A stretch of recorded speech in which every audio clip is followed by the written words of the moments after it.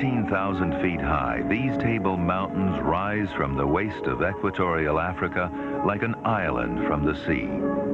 This lonely isolation has affected the course of both natural and human history. 40 million years ago, successive outpourings of molten rock created layers of lava up to 3 miles deep. The vast highlands of Ethiopia, the greatest concentration of high ground in Africa. These are the Bale Mountains, the southern end of the Ethiopian highlands. Much in these enigmatic lands remains mysterious, and this, the rarest member of the dog family, is no exception.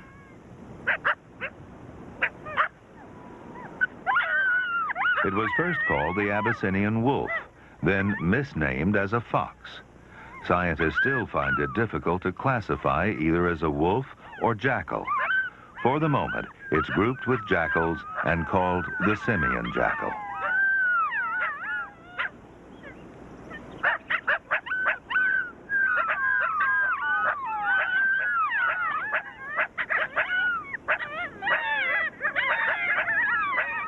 Ethiopia is almost 3 times the size of California. Jackals once ranged over much of this vast land, but now their numbers have dropped dramatically. There are fewer than 1,000 left, most stranded on the isolated mountains of Bale. In some ways, simian jackals behave like wolves. Every morning, the family group sets off together like a wolf pack to patrol its territory. For more than 3,000 years, these highlands of eastern Africa have also seen human territories expand and contract as one great civilization gave way to another. Yet they remain wild, an unspoiled reservoir of natural wealth, rich in water and in wildlife.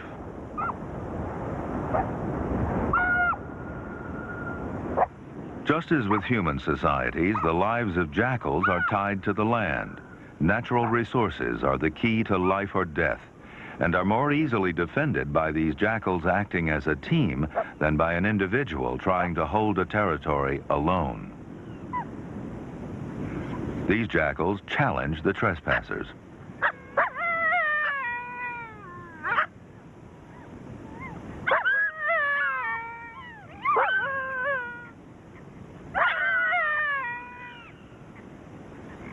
Disputes are usually settled at a distance and rarely involve physical contact.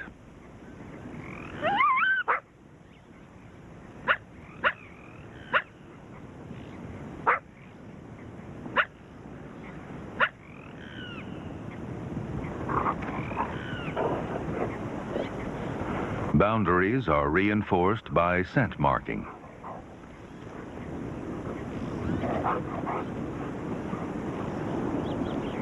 "10,000 years ago, this mountaintop was stripped bare by glaciers. Now, shallow, fragile soil has slowly been built up to create the ideal terrain for simian jackals. And one strange species has been especially responsible for creating this topsoil, the giant mole rat.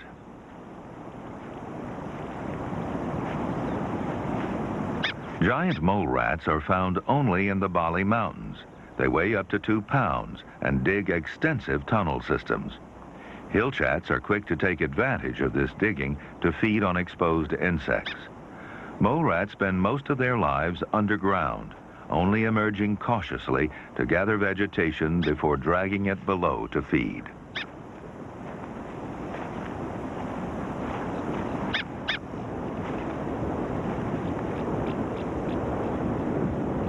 Over thousands of years, vegetation has been accumulated in nesting areas to form mounds up to 3 feet high.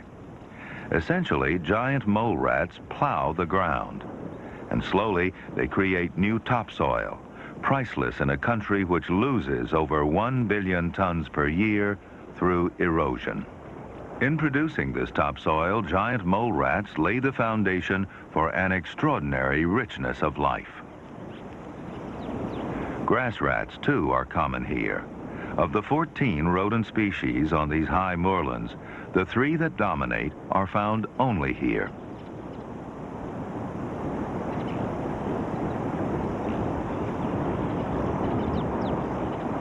In each square mile, up to 20,000 rodents harvest the flourishing vegetation.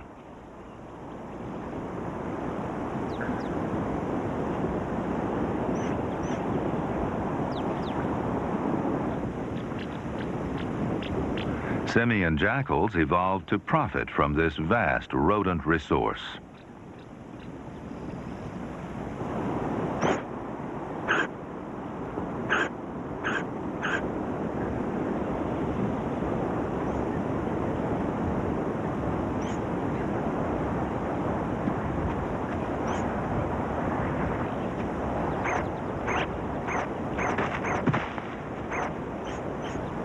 For most of the day, the jackals hunt alone, abandoning their wolf-like social life to become more like other jackals. They've developed a variety of skillful hunting techniques so that rodents are seldom safe, even underground.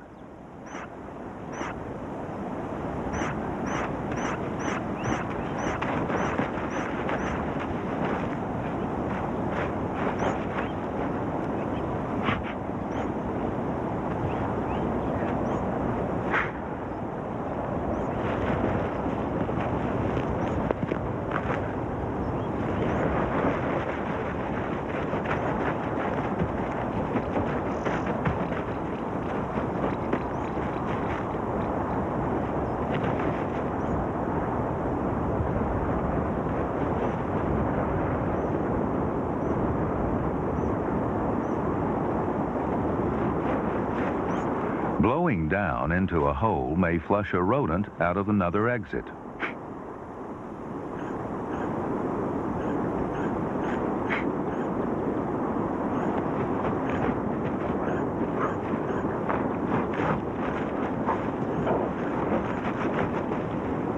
Long legs and a long, narrow muzzle combine to make a jackal a well-equipped rat catcher.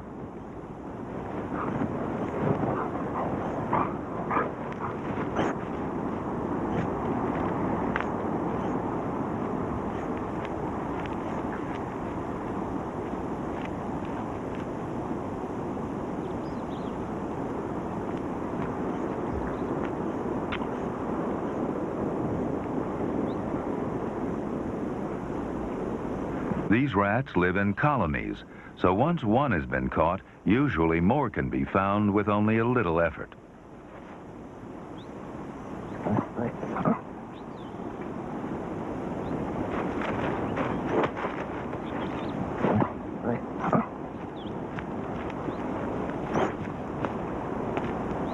Isolated on these plateaus, simian jackals are at the top of a pyramid of life, built on the base created by giant mole rats.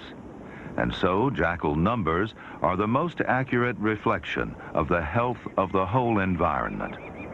When simian jackals were first discovered by science in 1838, they ranged over all the northern highlands of Wello, Tigray, Eritrea. Here in Bali, rodents are most numerous at the start of the dry season. This is the best time for jackals to raise their young, and the whole pack has a communal responsibility to feed and guard the puppies.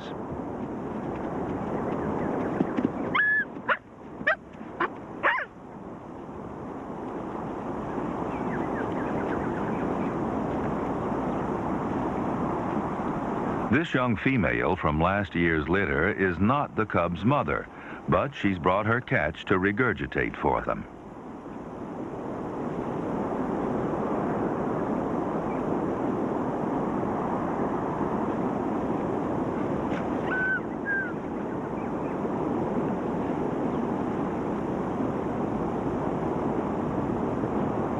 Packs vary in size from 5 to 12 animals. Only one member dominates the pack, the prime male. But one female ranks above other females in the strictly enforced hierarchy.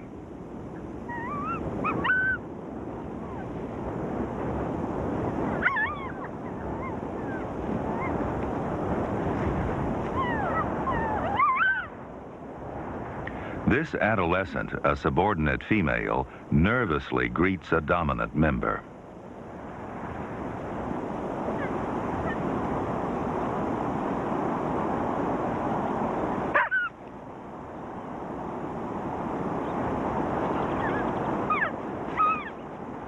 It's only the dominant female that gives birth and suckles young. This wild moorland once covered all the Ethiopian highlands, but over thousands of years the northern highlands were stripped bare and jackal numbers began to fall, an omen of impending disaster. In recent times, the decline of the jackal population accelerated, indicating the dramatic degrading of the whole environment. Today, 500 miles away, the natural systems of northern Ethiopia are broken. Only a few jackals survive, and millions of people face a world of hunger. But here in Bali, for the moment, people flourish in a healthy environment, which also allows jackals and other rodent predators, like the auger buzzard, to thrive.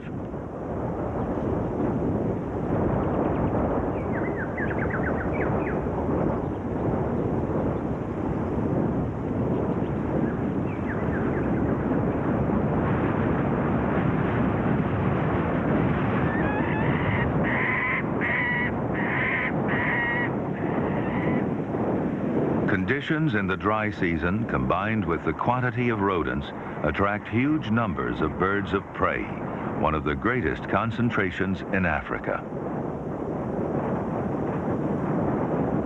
Like auger buzzards, lanner falcons are year-round residents. They use long, narrow wings to maneuver in the high winds, searching for sand grouse and other birds.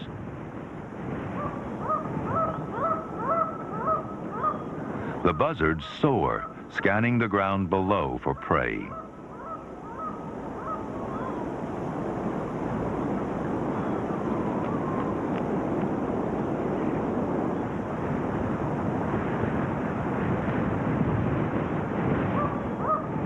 Great migrators, steppe and tawny eagles, also sweep through these skies, hunting for food on their long journey from Asia to the African plains.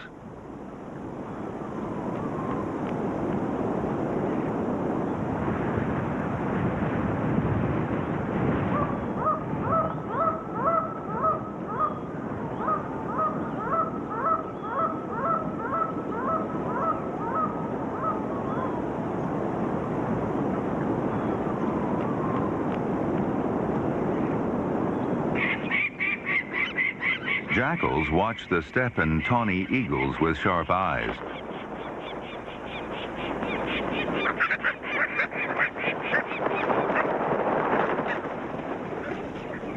Scavenging is easier than hunting.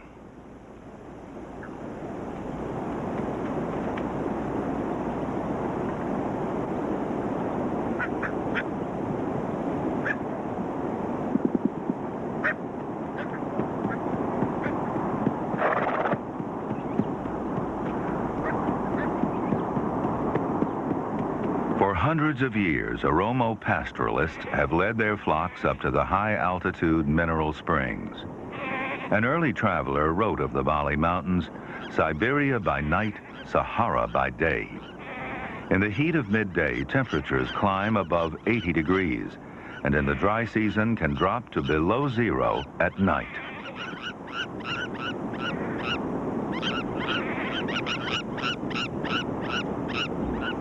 The spot-breasted plover is one of a number of unique creatures that has evolved as a result of these sudden, startling extremes.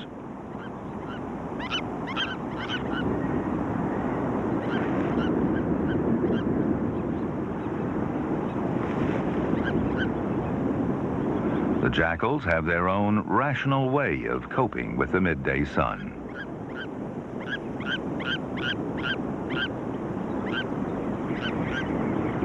This land of harsh contrasts attracts animals which evolved in similar conditions in other parts of the world. The wattled crane of southern Africa,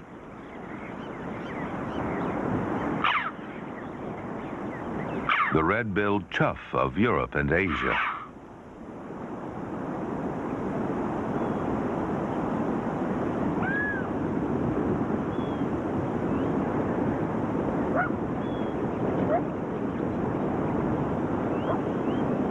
After hunting alone during the day, jackals return to the den area and social life in the cool of the evening.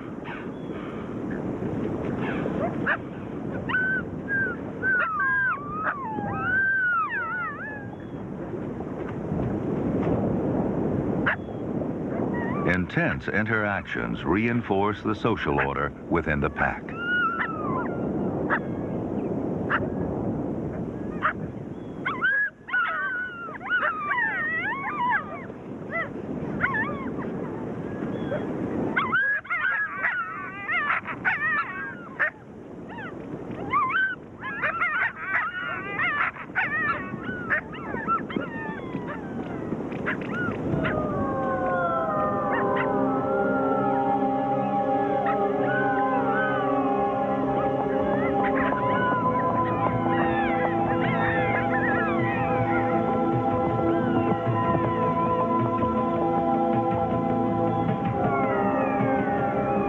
The best preserved part of the whole massive highland area has not survived into the 20th century accidentally.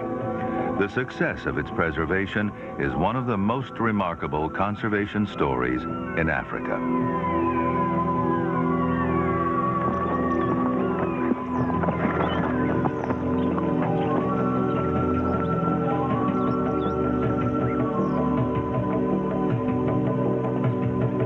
Wildlife scouts are patrolling the lower slopes of the Bale Mountain National Park.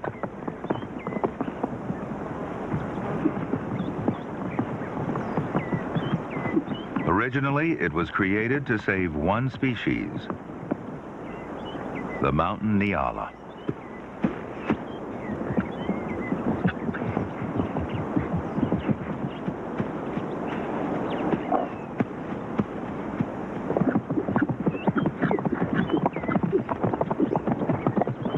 Once known as the Queen of Sheba's antelope, the mountain nyala was only discovered by the Western world in 1910, the last of the major African mammals to be found. As late as the 1950s, almost nothing was known about this animal, or even about the Bale Mountains. Shortly afterwards, concerned people realized that an increasing human population, combined with hunting by the former aristocracy of Ethiopia, was bringing the mountain nyala dangerously close to extinction.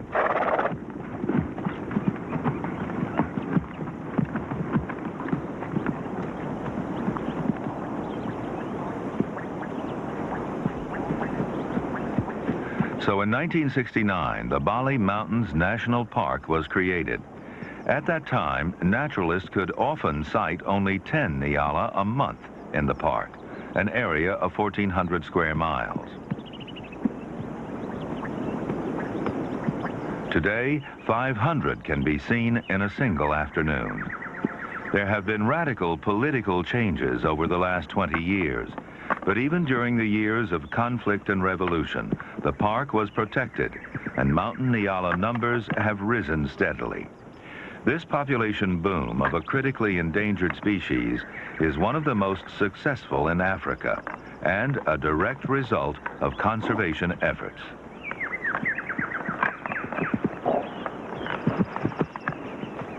Mature males frequently engage in their ritual struggle for dominance.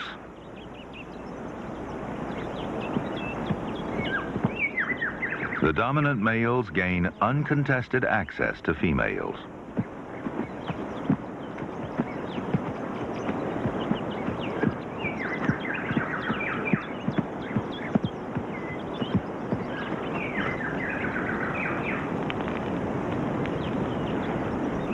The park was established specifically to protect this endangered species. Now, however, the objectives have shifted to include all of this unique highland system, a rich natural inheritance. To the south of the plateau, steep slopes plunge almost 5,000 feet down to one of the largest remaining forests in Ethiopia, the Harena, crucial to the health of the whole region. Once, much of Ethiopia was wooded. Today, a minute fraction remains, under 3% of the original forest. In ancient Ethiopia, as elsewhere, empires were built and prospered on a base of natural resources. Treasured incense and myrrh were the gums tapped from forest trees.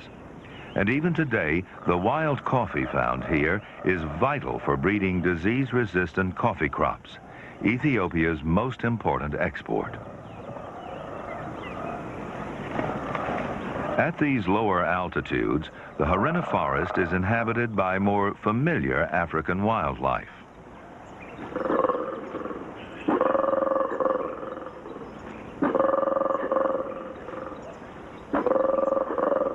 Black and white colobus monkeys.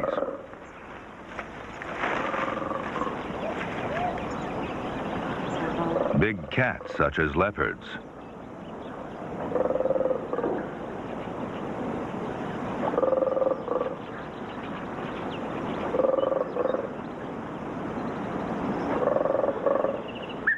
And their smaller relatives, servals.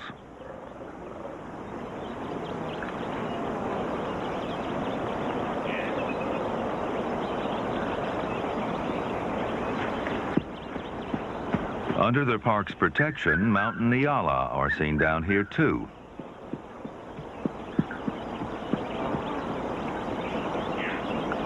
All three of Africa's wild pigs are found in the Harena: warthog, bush pig, and giant forest hog.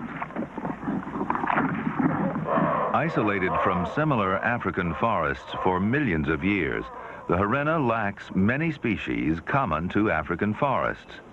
This gray duiker is found more often on the savanna, but it has moved in to take advantage of the available vegetation. And on these lower slopes, the ubiquitous serval is champion rat catcher.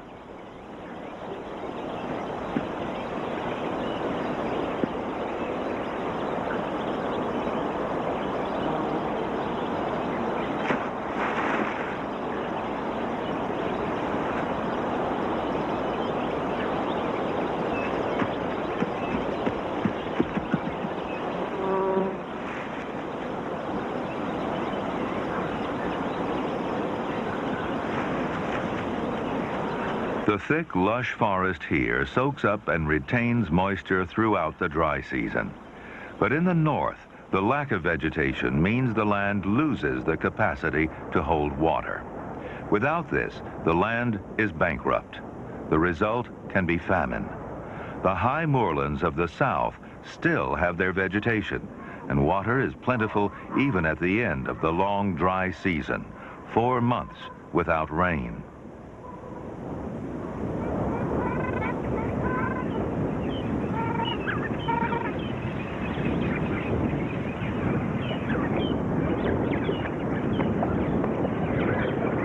Mountain ponds provide ideal conditions for migrant European waterfowl like these ruddy shelduck. And the specialist water birds of highland Ethiopia, blue-winged geese. Incredibly, their nearest relatives are shell geese, found at similar altitudes 8,000 miles away in the Andes of South America.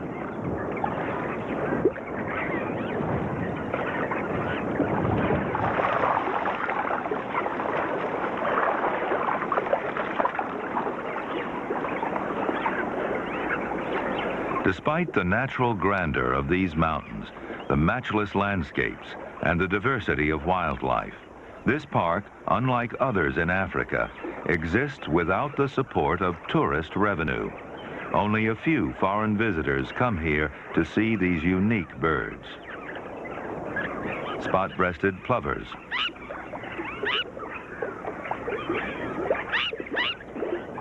and Satan Doro, the devil's chicken. We call it Rouget's rail.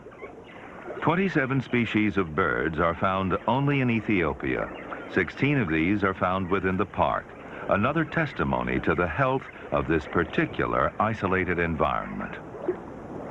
The ponds abound with life, and birds from several continents gather at these oases. Yellow-billed ducks collect in small flocks.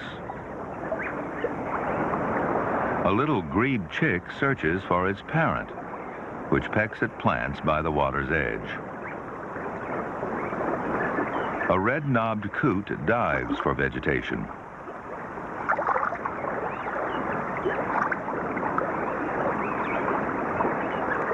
A sandpiper has come from Europe to winter in these high Ethiopian waters.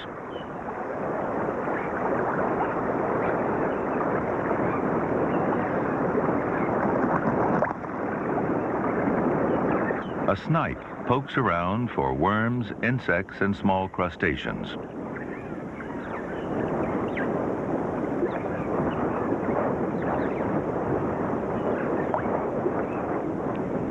The relationship between these highland ponds and their diverse animals and plants produces flourishing moorland, which, like the forest, absorbs water and slowly releases it throughout the year, even in prolonged dry spells. Should the rains fail, these ponds are the precious reserve upon which the whole region depends.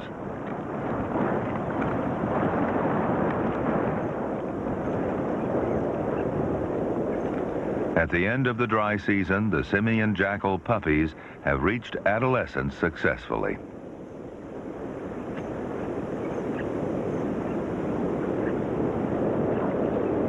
Long periods without rain are common in Ethiopia, and natural systems have evolved to take them in their stride.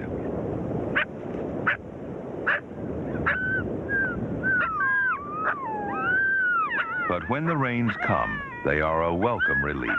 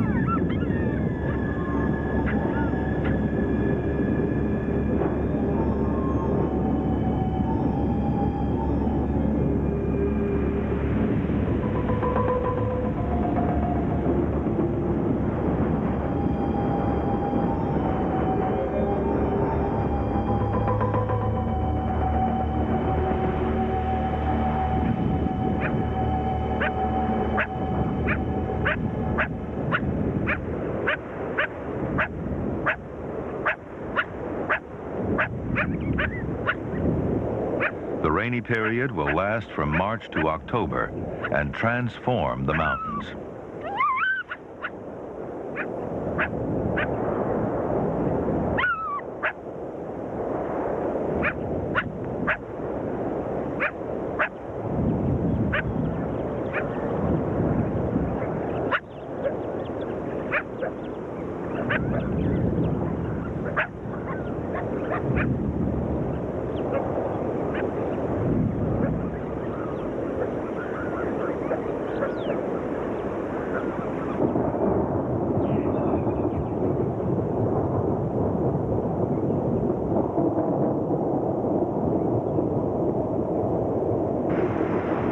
The heaviest rain is on the mountain slopes, where the Harina forest receives an extravagant 40 inches a year.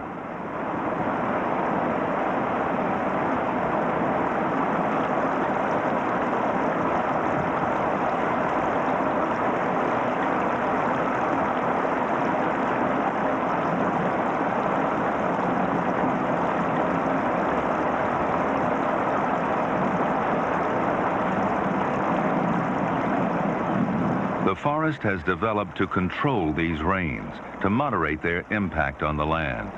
Root systems absorb the rains like a sponge, allowing the soil to remain moist and productive. But when the rain falls 500 miles to the north, there is no longer any forest to soak up the water.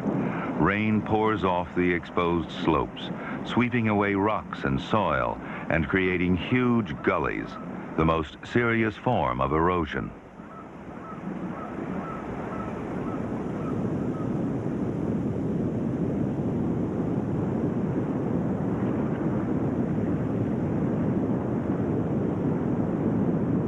On the highest mountain slopes, water falls in different forms: hail, sleet, and even snow, here in the middle of tropical Africa.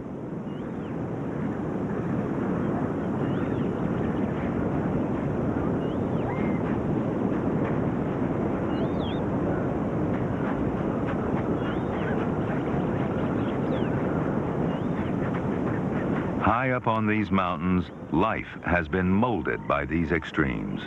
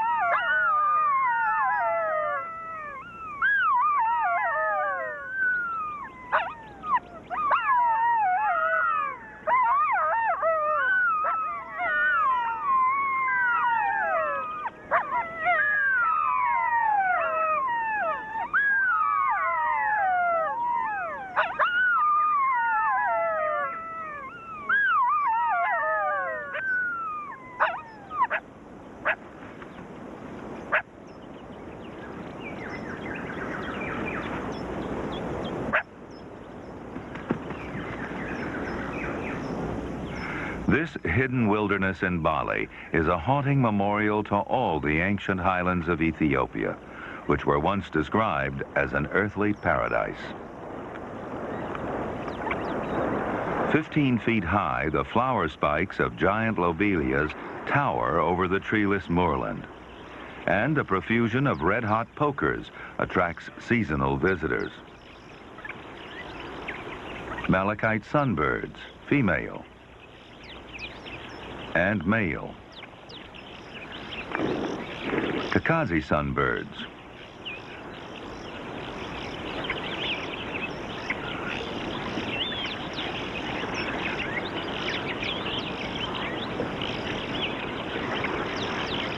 And with them, residents, the Ethiopian black-headed siskin.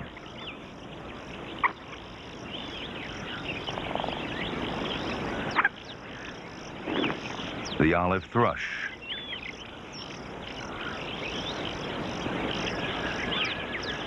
and the streaky seed eater.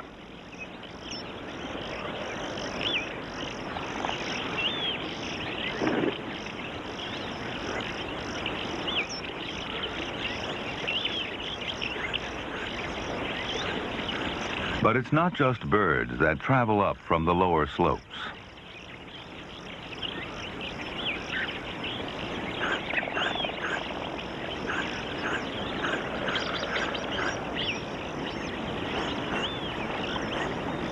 Wildlife has to share the fresh new growth with other visitors.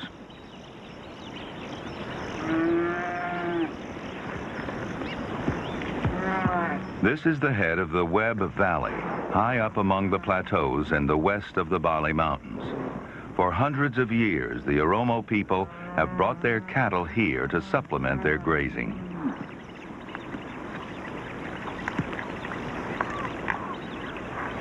A close relationship between simian jackals and man has been forged from this long-established tradition. Jackals use cattle as cover in their hunts for unsuspecting rodents. Agriculture has been practiced in Ethiopia for 5,000 years, so this link with man is truly historic.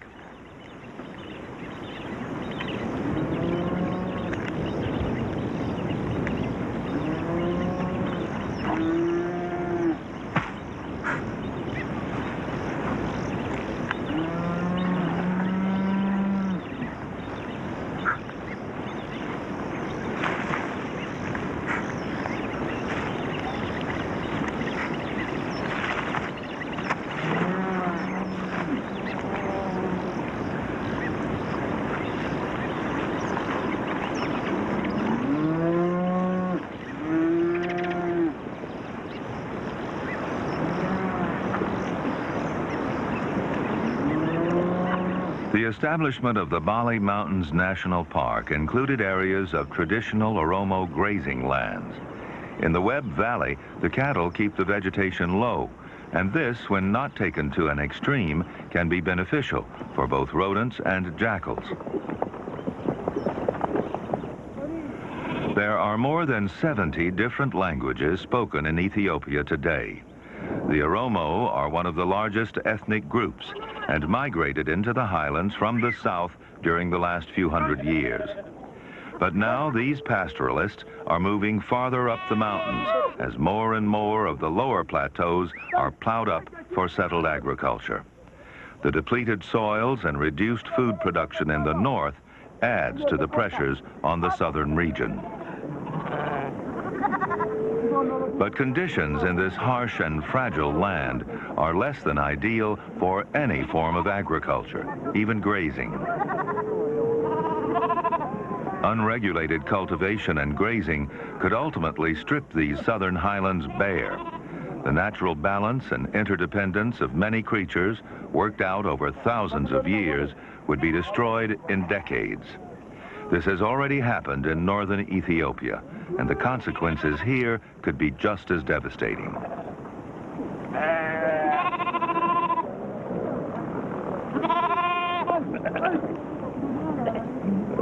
The most sensitive indicators for the health of this natural environment, simian jackals, face an even more insidious threat.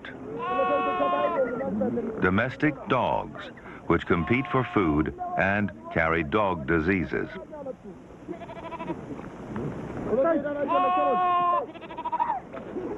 Some jackals in the Webb Valley look unusual.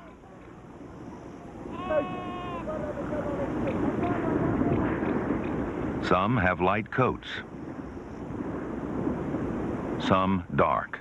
Inbreeding among close relatives can occur when a small population is stranded in isolation. This may result in mutations, which are as serious for the future of the species as destruction of their habitats.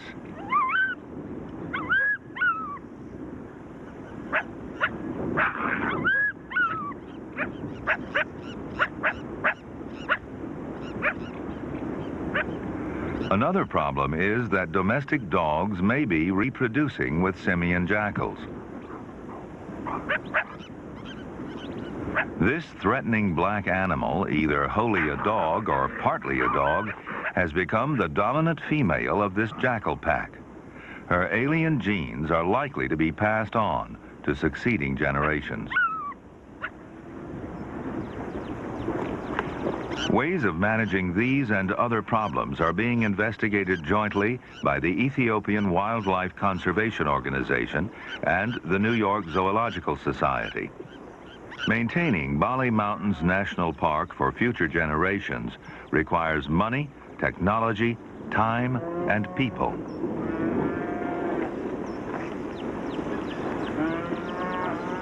The effects of conservation reach beyond national boundaries. Through wet and dry seasons, there is a steady release of water from these mountains. 40 streams pour into 2 major river systems.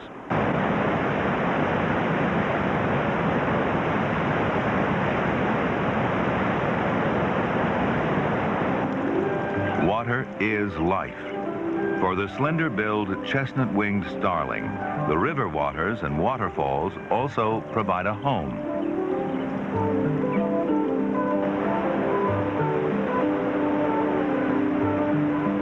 Human civilizations, too, are totally dependent on the regular supply of water. The rich dynasties of ancient Egypt were based on the regular flooding of the Nile. Fertile silt and huge quantities of water have been washed down over centuries from the highlands of northern Ethiopia.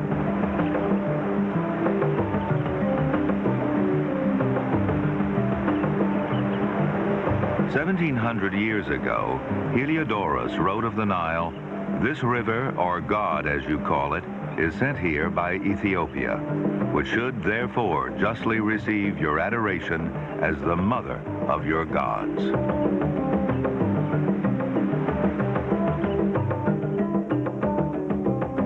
Today, rivers still flow, heedless of political frontiers. This, the Wabi Shebele, has eroded a gorge 3,000 feet deep. The Bale Mountains are the source for two substantial rivers which breathe life into southern Ethiopia and even farther to the desert nation of Somalia. Damaging the Bale Mountains would endanger the lives of millions of people downstream. And the Bale Mountains also provide the foundation for a new and now vital part of Ethiopia's granary.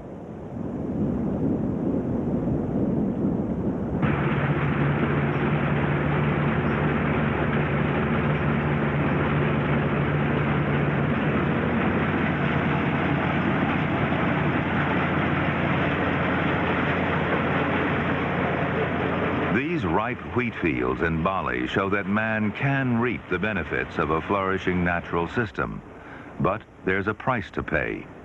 Fertile lands encouraged settled agriculture, and over thousands of years, an increasing human population upset the balance, beginning a vicious downward spiral of decreased productivity, lowered living standards, and the ultimate horror of mass famine.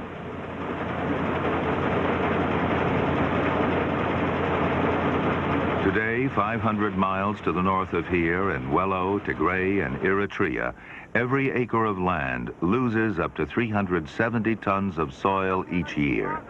The normal dry seasons are prolonged. The whole environment has been destroyed.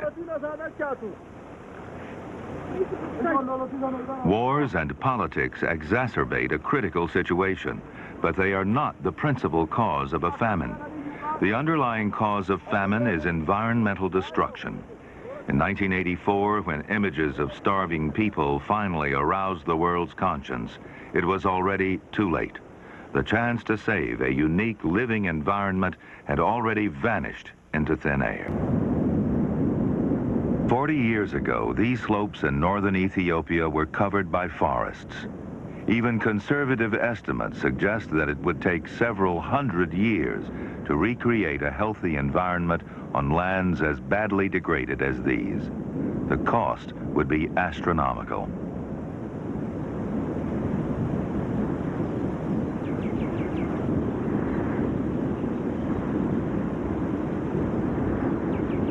Continuing to conserve the natural system here in southern Ethiopia would be comparatively cheap. Its future value is beyond price. So far, these rich lands of Bale have survived, but ironically, it is only the wildlife conservationists that have saved these highlands for future generations of mountain nyala, simian jackals, and people.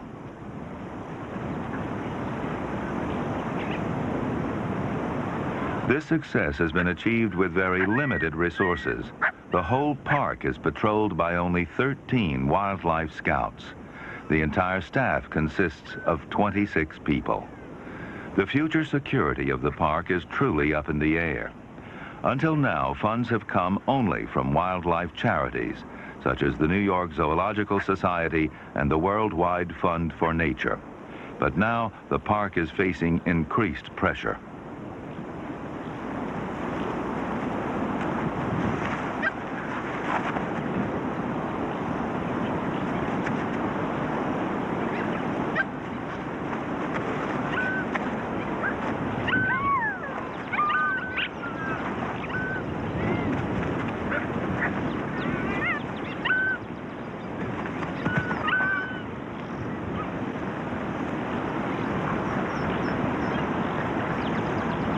In addition to wildlife, the fate of millions of people is inextricably linked to the fate of these lands.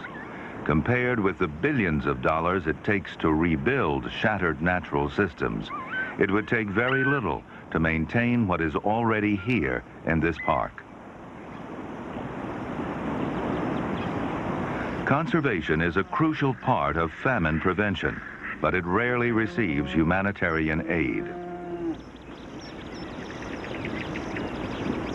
In a country with problems as extreme as Ethiopia's, some might say that investing in animals, like this endangered dog and its food supply, is contemptible. But the net result is vital in protecting people and their food supply.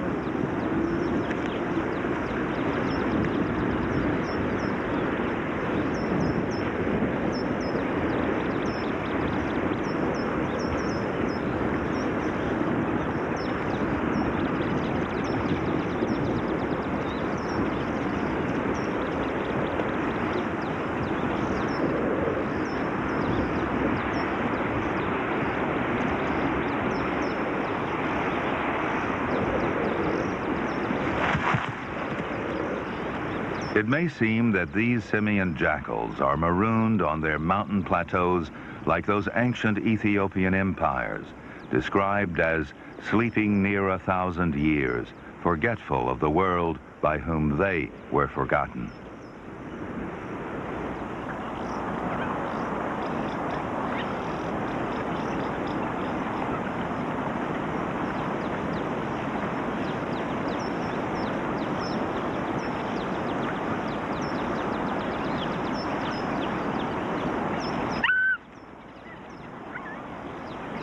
But the world has not forgotten Ethiopia. Written almost 400 years ago, the words of John Donne today take on a broader meaning. No man is an island, entire of itself. Every man is a piece of the continent, a part of the main.